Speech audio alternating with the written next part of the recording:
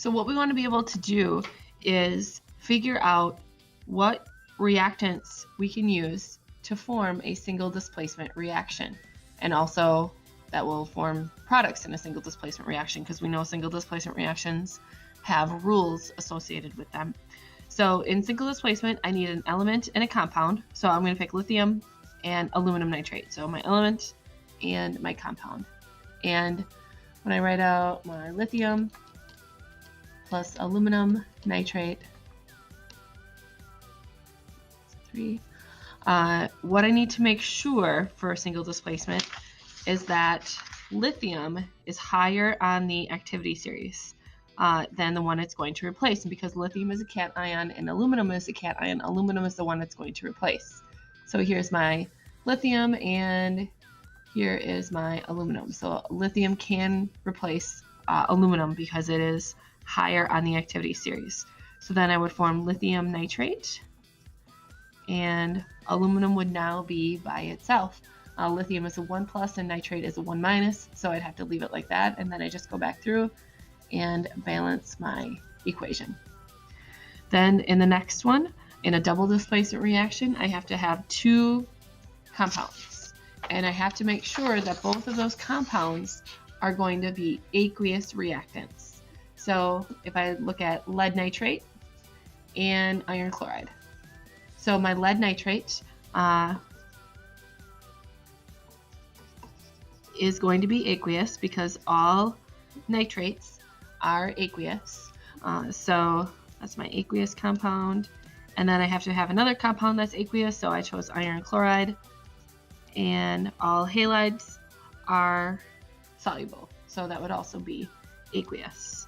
And then the products of a double displacement reaction must form a solid and aqueous. So I'm going to be forming lead chloride, because lead is positive and chloride is negative. So that's going to be PbCl2, because lead is a 2+ and Cl is a 1-. That's why I have 2 of them. And that one is actually going to be my solid, because if I look, chlorides typically are aqueous except when it's combined with lead-2. And in this case it is. So because it follows the exception, this is actually going to be a solid. It will not dissolve. So then that is going to be my solid, and then our iron nitrate is going to be my aqueous solution, because all nitrates, right here, all nitrates are going to be soluble. So in a double displacement reaction, you have to have 2 aqueous reactants and then a solid and aqueous product. In a synthesis reaction, we're typically going to pick 2 smaller elements and combine them together. So I'm going to pick lithium and oxygen. So oxygen is diatomic, so I have to have that written as O2. And we would pick lithium and copper would not combine together because these are both cations. Oxygen is an anion, and we know that cations and anions combine together. So then we would form lithium oxide, and then I'd have to go back and balance my equation just like that. In synthesis reaction, we only have 1 product. In a decomposition, we only have 1 reactant, and then we just break it up. So I'm going to pick potassium chloride, KCl, and I'm going to break it into its components. So potassium plus chlorine. Chlorine is diatomic, that's why I have to have the 2 there. And just going to go through and balance this equation. Then in a combustion reaction, we have to pick a hydrocarbon, and oxygen is our reactants. So I have butane, which is C4H10, and of course oxygen, which is diatomic, and we always form carbon dioxide and water.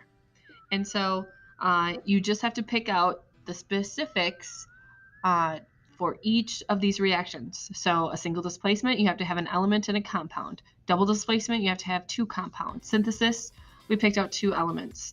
Decomposition, just 1 compound. And combustion, a hydrocarbon and oxygen. And then from there, knowing what the rules are for each of those reactions, you'll be able to predict the products from those. Oh, wait, I gotta go back through and balance this equation. So I want a 2 there. an 8 there, a 10 there, and I've got 10 oxygens plus 16, so I'll put a 13 right here. All right.